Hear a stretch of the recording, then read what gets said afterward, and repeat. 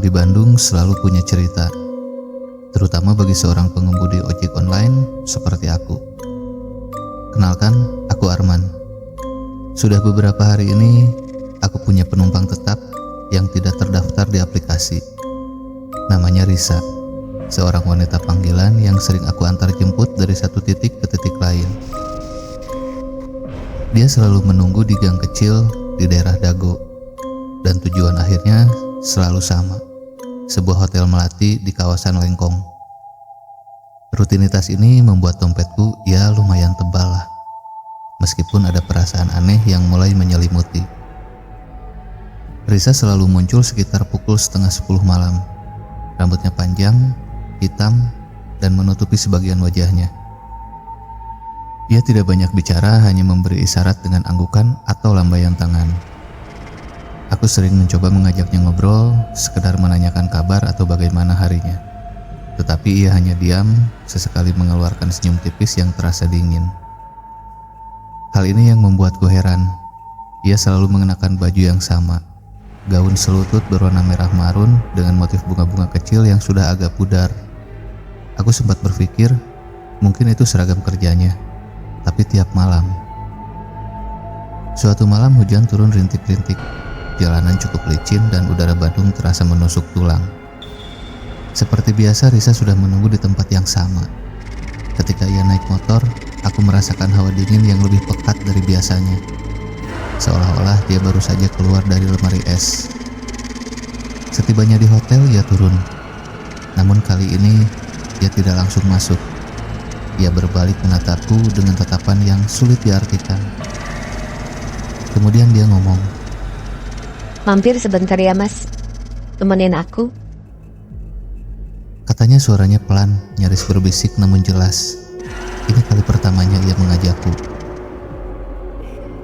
Niat burukku mulai muncul. Aku tahu profesinya, dan ajakan itu sulit untuk ditolak. Aku mengangguk, mematikan mesin motor, dan mengikuti langkahnya masuk ke lobi. Hotel itu tampak sepi. Hanya ada seorang resepsionis yang tertidur di mejanya. Risa langsung menuju sebuah kamar di lantai 2. Ketika pintu terbuka, aku mencium aroma melati yang sangat kuat, bercampur dengan bau apek yang aneh, seperti bau tanah basah yang lama tidak terkena sinar matahari. Di dalam kamar itu terasa dingin. Tidak ada televisi, hanya sebuah ranjang dengan spray putih yang sedikit kusam, dan sebuah cermin besar di dinding. Risa meletakkan tasnya di samping ranjang, lalu berjalan menuju kamar mandi. "Jangan kemana-mana ya mas." Suaranya lebih jernih dari biasanya. Ketika mendengar gemericik air dari kamar mandi, godaan itu tak tertahankan. Aku perlahan mendekati pintu kamar mandi, mengintip dari celah kecil yang ada. Tapi keanehan terjadi. Jantungku langsung berdegup kencang, bukan karena nafsu, tapi karena kengerian. Di dalam sana, di bawah pancuran air itu, tidak ada siapa-siapa. Air terus mengalir membasahi lantai keramik, tetapi sosok Risa tidak ada. Aku menggosok mata, berpikir aku salah lihat. Aku intip lagi, memang kosong. Tidak ada orang di sana. Hanya air yang terus membasahi lantai. Keringat dingin mulai membasahi punggungku. Aku mundur perlahan. Mata tak lepas dari pintu kamar mandi. Dan tiba-tiba suara air berhenti. Hening. Beberapa detik kemudian, pintu kamar mandi perlahan terbuka. Risa berdiri di ambang pintu, masih mengenakan gaun merah marun yang sama. Rambutnya basah kuyup, meneteskan air ke lantai. Wajahnya yang tadinya samar-samar, kini terlihat jelas, pucat, dengan mata hitam legam yang menatapku tajam. Senyum tipisnya kali ini bukan lagi senyum, melainkan sebuah seringai. Di tangannya ia memegang sebuah pisau lipat kecil yang entah dari mana datangnya. Tanpa pikir panjang, aku pun berlari dan menabrak meja di samping ranjang yang membuat tas Risa jatuh.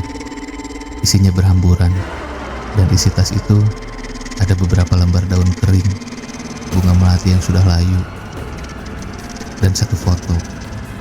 Dan kulihat foto itu adalah foto Risa dengan tulisan tanggal di belakangnya 1960.